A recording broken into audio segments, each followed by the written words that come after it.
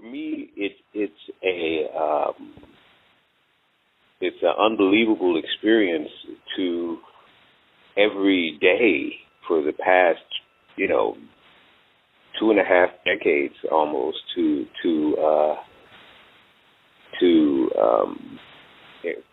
randomly walk down the street or see his picture or hear him in somebody's car or wherever I go. I don't have that with any other artist, and it's almost a bizarre existence. You know what I mean? Did you ever think in a million years that he would be that big and his music would live as long as it has? Did he ever think that? That's the real funny part. You know what I mean? Yeah, that's a good point, because a lot of people I talk to, they say, he just knew it. He just knew that he was going to be this big thing, but I don't see how anybody could know how long that their legacy would be. I don't think anybody could imagine being as famous as he became after he passed away. And I because I don't think very few artists have. You think, okay, well, maybe I've become something major, but I mean, decades and decades. I was dealing with somebody who was,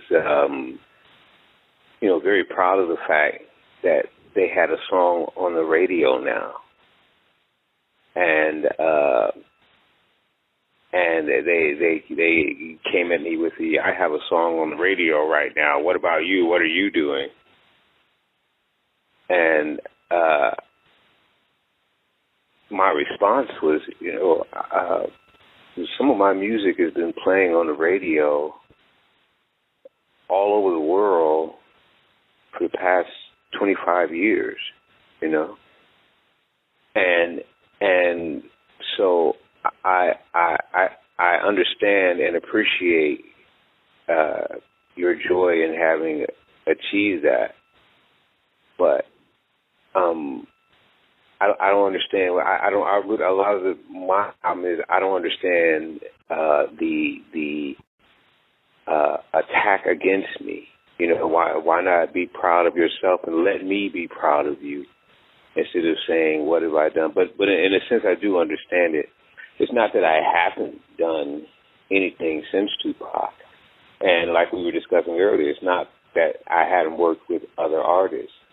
It's just Tupac is such a unique phenomenon in the history of the music industry that nothing that I've done is as relevant. You know what I mean? Or continues to be as relevant. He reminds me of like the Beatles or something. You know what I mean? This is a Jmix exclusive.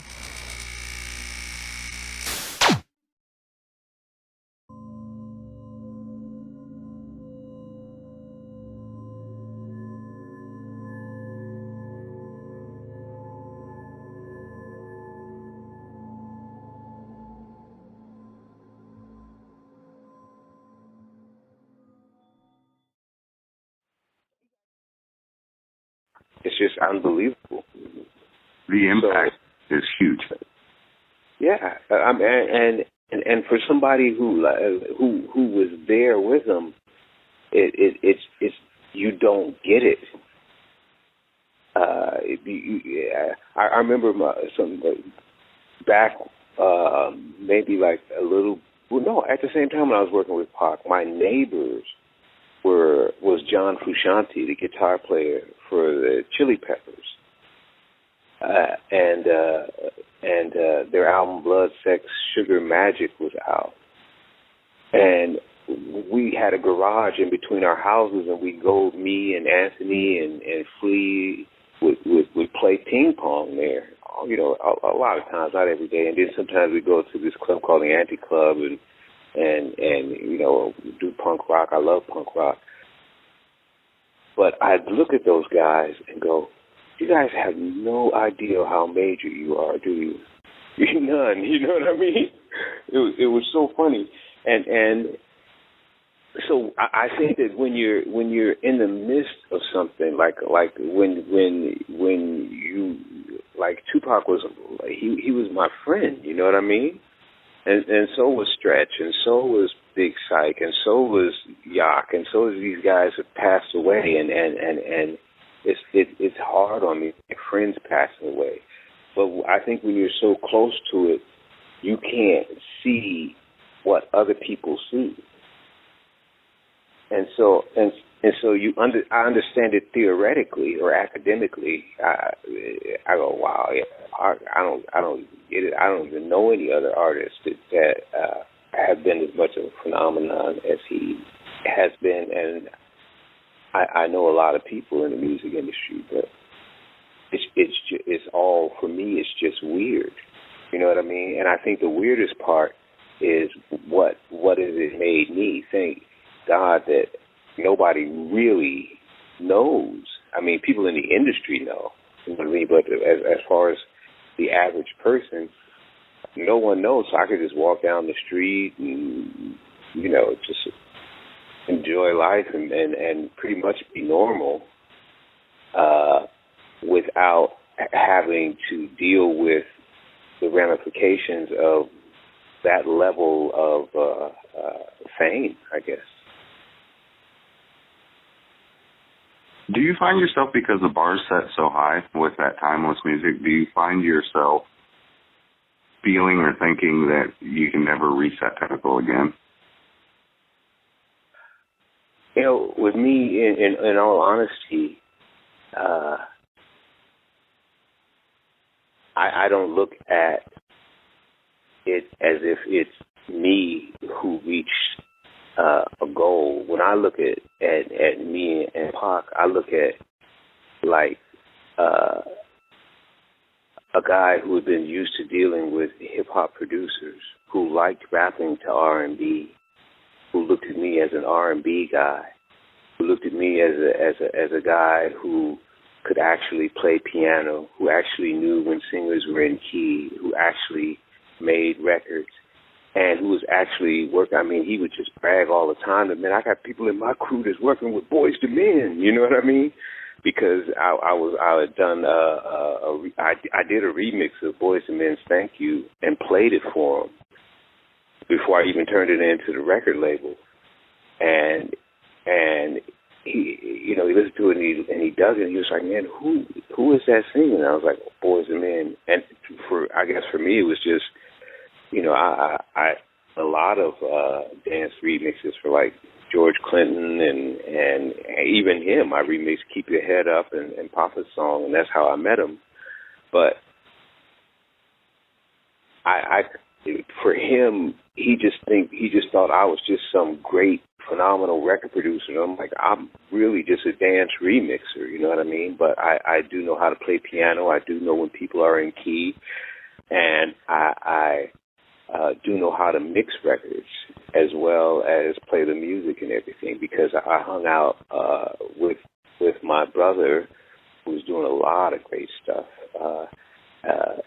Duane Nettlesbey, and he did Show Me by Howard Hewitt, and he did Kissing You by Keith Washington, and he did a lot of it seemed like every song he did went number one.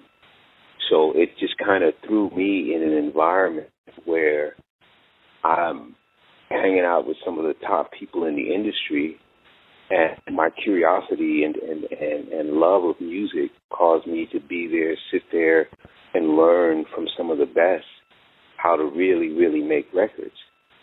And I think that Tupac really appreciated that, being surrounded a lot of times by DJs or sometimes people would come to the studio and they had never been in a recording studio before, but they'd done a dope track. They had no idea that they had to take all the stuff that they did and lay it down separately and sync it up to tape and all of these things that are just technical aspects of producing a record. And so he just loved having me there because, and at times, some of the people, the engineers, who were there weren't up to par. You know what I mean? So he loved having me around because he was like, man, he knows how to play the music. He knows how to tell me when the singer is in key or off key. He knows how to mix it, and he knows how to do everything. You know what I mean? On a professional level. And so a lot of times at that time in hip hop, a lot of it was just DJs and with turntables, or somebody sampling somebody's record and putting a drum beat underneath it, and that was a hip hop producer, but they really had no experience in actual playing music, actually knowing what's on key, and actually being in the studio and mixing high quality records. And so he wanted me there a lot of times to do the music, but a lot of times to help other producers and engineers who weren't up to par do their thing so that his music would come out, professional.